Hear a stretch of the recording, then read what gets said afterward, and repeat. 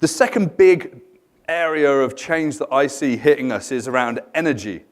And we're at a crisis point. I mean, there's a report that came out a couple of weeks ago literally saying about rising sea levels, carbon dioxide levels in the Earth's atmosphere have reached the highest level. I think that we're coming towards 2030 being that sort of hard end towards the use of oil burning like vehicles. This is incredibly controversial when I travel across Canada, especially in places like Alberta. Yeah.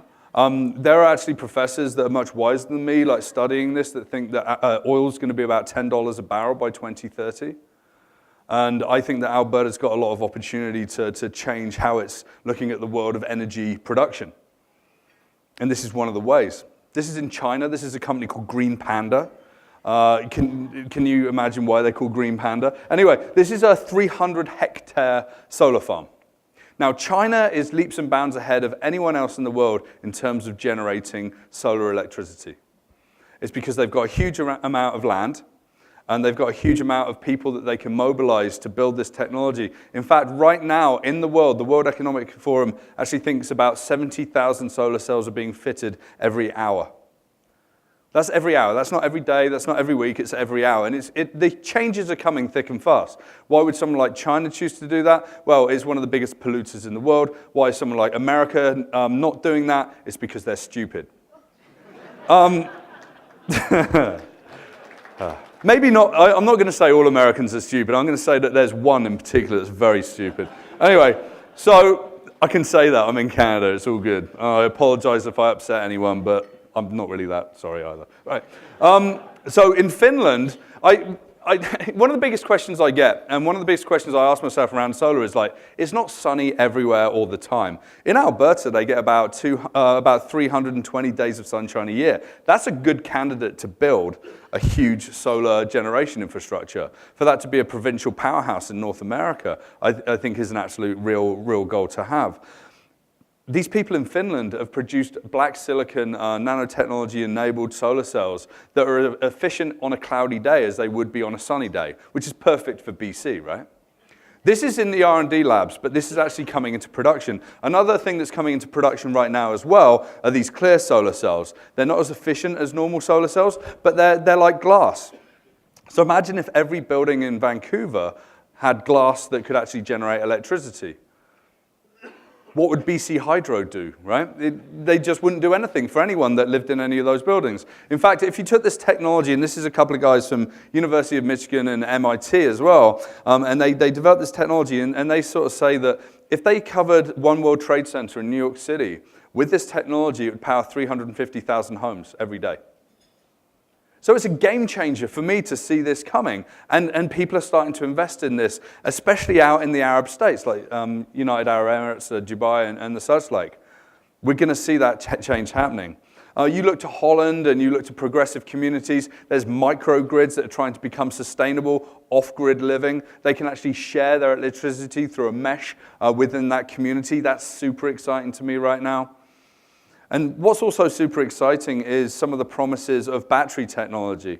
So Tesla went down to Australia to help the government down there solve some of their energy provision problems that they had. And in under 100 days, they delivered the largest power pack battery in the world. It's lithium ion. It cost $66 million, and they've returned about $17 million in generated electricity to the grid in 6 months. So if you think about that, within like a year and a half to 2 years, they're going to pay off the entire project. Now, that's some pretty good ROI, right? And we get into a really interesting point in battery technology. Right today, if we look at the capabilities, if we took all of the lithium-ion batteries in the world, put them together, it wouldn't run the world for longer than 3 minutes. By 2036, they actually think that you're going to be running it between 14 hours and a whole day. So battery technology is getting better. The amount of density within a battery is improving. I bought myself a Chevy Bolt, and everyone was like, where are you going to charge it? I never have that headache because the battery's good enough to take me 400 kilometers in a single trip. And then the people that invented the lithium-ion battery are now invented the lithium glass battery that's got 3 times the density. It's pretty incredible where we're going. So lithium-ion isn't going to be the future. Something like lithium glass is going to be the future. So people always build on top of other solutions, and they're always going to innovate, yeah? Standing on the shoulders of giants. And I've got some really great friends that work for a company called Carbon Engineering up in Squamish. And has anyone heard of this company? Yeah? Yeah, hey, that's really great. So they're turning CO2 gathered from the air into liquid fuel, which could be applied to, logistics and transportation on a commercial scale, airline transportation and such like. That's a game changer as well. They're not going to be able to suck all of the CO2 out of the air entirely and save the Earth, but they're certainly going to be part of that solution in the future. There's some interesting researchers out in New York looking at evaporation engines.